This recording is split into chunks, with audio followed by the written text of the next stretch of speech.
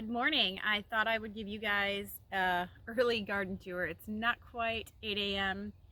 and I've got lots of stuff to do today, so I'm just gonna show you around the garden, show you what's going on from last week. I'm gonna try and do garden videos at least once a week this spring, summer, fall, just to keep you guys updated a little better as I go, and I'll show you projects and planting and harvesting and all of the things.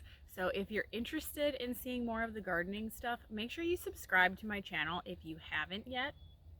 But today it's just going to be a quick walkthrough because not a lot's changed from the last video. But like I said, I'm just going to try and do these weekly so that we have a little better week by week visual of what's going on in my garden. So we're going to start in this corner of the garden for today's tour.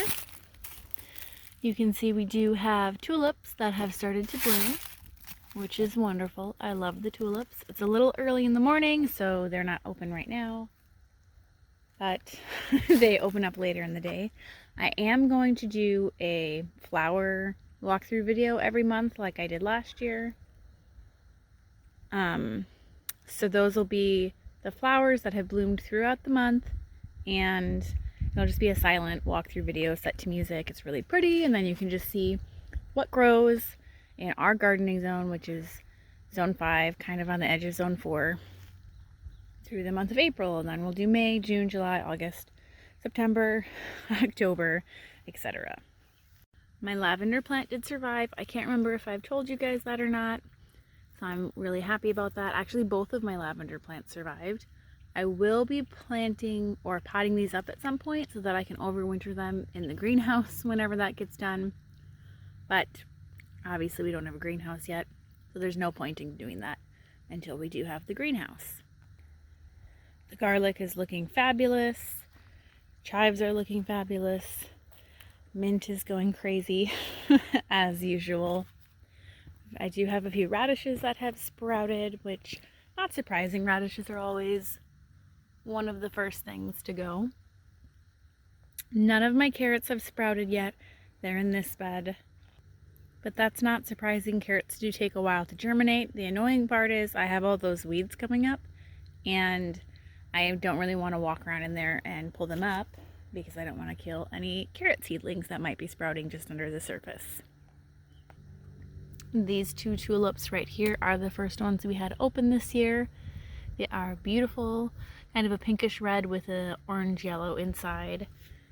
Obviously, as I said, too early in the morning for those right now. The asparagus beds are doing good. I did have one earlier, very small harvest of asparagus. It just got cold down into the 20s and they would have all died. So we harvested them, had them as a snack. Clematis is looking wonderful. Hopefully I'll get a bloom out of those this year. If you were here last year, you know the horses ate it. My mom delivered some sedum, which is really nice. She gave me 2 big clumps, and I actually split it into 3. So there are 2 in another area of the garden, and those will grow big and bloom in the late summer and fall. Still haven't finished mulching the strawberry patch. As I said in the last video, doing that one just kind of kicked my butt, so I'm being much more casual about this side. Rhubarb is looking good. None of my kale has sprouted yet. I don't know if it's just buried, but it was old seed, so maybe it won't sprout. I grow the kale for the chickens, so if it doesn't sprout, it's not the end of the world. Sweet pea flowers have just started sprouting, so that'll be nice. Maybe I'll have to add another row of this trellis along here. I'm not sure. I've got so many things I have to decide still. I always just kind of make it up as I go. I think I have some lettuce popping up in here and possibly some spinach. I just kind of sprinkled the seeds everywhere, not really caring. I don't see any peas yet, but those were old seeds too, so maybe they won't germinate. We'll see what happens. I put my old seeds in anyways, and either they come up or they don't. Broccoli's looking good. I've just been using the buckets as my cover at night. That might be a pea. Oh, yep. Okay, so I do have at least a few peas that have germinated. Still working on finishing off this bed. I ran out of rocks, so hopefully this weekend we're going to get more rocks, and then I can fill this with soil and mulch and just let it sit. This is going to be my tomato bed this year, so I think I'll do tomato and basil, and I'm not quite sure what I'm going to put on this side yet. I'll figure it out when I get there. I have to figure out what works well with tomatoes. I am going to be building another trellis like this. This is what my tomato trellis was last year. I want the same thing, just bigger. So I will make sure I take a video or shoot a video while I do that and show you guys how to build your own. It's really easy, but I'm sure some people want to see it. And then I'll probably build another little TP trellis like this. Probably take a video for it. And if I do any more arch trellises, might as well do a video for that. We'll see. There's so many things that I do. I don't know, do I do one video for each of those? Do I just do the 3 different types of trellises in one video? I'll have to decide. It'll kind of depend on when I'm doing each. And this one is actually not a cattle panel trellis. This is 12 foot of fencing that got cut out of our main fence line to put in a gate. 12 feet of fencing is kind of useless, except for in things like that. Here's another one of the sedum from my mom. And then she actually brought me, you can kind of see them, about 200 iris tubers. So I was out here one night to give them to my husband while he was at work, and he brought them home. So after we had dinner, I was out here burying them all.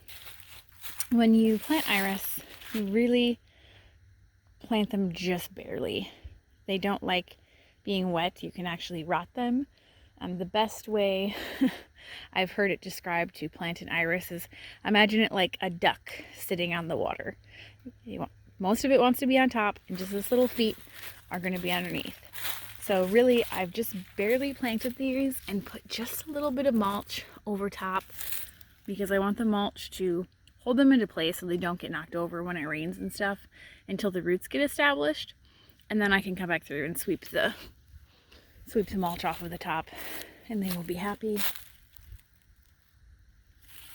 This is my other lavender plant, which if you just look at it, it looks dead, but lo and behold, it is alive.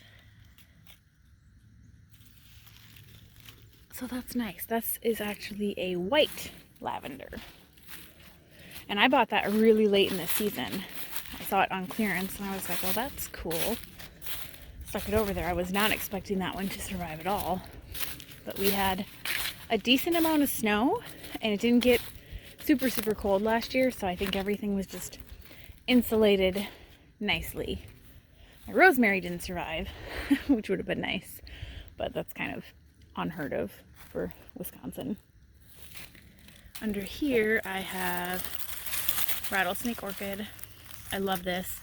I pulled it out of our woods. It's kind of a fragile plant. It likes like a spotted sunlight and really dense, like broken down leaf and forest matter for its soil.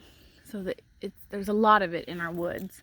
I'm thinking this year I'm going to dig up more to transplant into the shade area, because we are going to have the heavy machinery back there that's going to probably kill a lot of it, and that'll make me sad.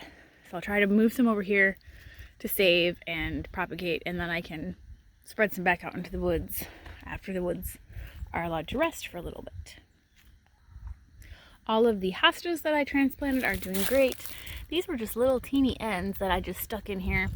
Didn't really care if they lived or died. They were just pieces that broke off, and you know, like I said in the video, hostas are pretty hardy. They're alive. So these are, you can't really see.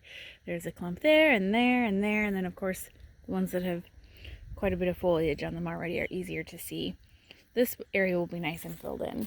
Still on the hunt for the perfect bistro table. I'm either finding ones that are square, which I really want round, or really cheap like aluminum ones that aren't going to hold up. So I may be hunting for a bistro set for a while. These are the hostas I set aside for my mother-in-law. Just kind of babysitting them for now. My bleeding hearts have not made an appearance yet. Hopefully soon. I'm waiting. The elderberries are branching out nicely. And my onions are doing well. I kind of dug around under mulch and there are quite a few sprouting. I thought we had killed a lot of them because the kids helped me and we kept accidentally stepping on them. I was hearing little popping noises, which is just, the bulbs exploding as they're being stepped on while we were planting them. But I did plant 200 of them. And we didn't plant any onions last year. So honestly, if we got 10 onions out of 200, they were like $3 for that many sets. I'll be fine with that. Not a big deal. My peonies have sprouted. I think these are the ones I planted last year. I planted some this year too. And of course I wasn't very diligent about marking in my garden book where I planted each. So the ones I planted last year obviously didn't flower last year. Peony can take a few years. I'm hoping that they will flower this year. I don't have a frost cover for them, so as it's gotten really cold into the 20s, I've just been kind of burying them with the leaves. And they seem to be fine. If they were farther along and getting closer to blooming, it would have been a really big problem. And I would have had to find a blanket or something to drape over top of them. But they're so low to the ground still that the leaf cover was plenty.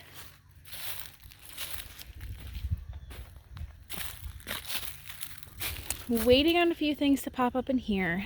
I'm pretty sure I have my Stargazer Lilies in here. I do not see anything popping up. So some potential that when I added my compost in mulch last year, I just went too deep and have blocked them out.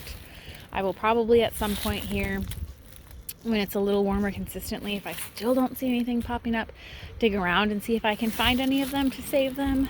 Otherwise, might having to rebuy those again. I do see a lily here, but I do not think that's a Stargazer. I think that's Asiatic lily, I think. Here is a Delphinium. This was by the barn, and there's a little wee one there. This is a 2-year-old plant. It has never bloomed because it was getting way too much shade by the barn. And it's toxic for the animals, so I figured, I had it fenced off by the barn, but I just figured it's not happy by the barn, and it's not really safe over there. We'll bring it over here. It's better for everyone. But that's the garden. That's the tour.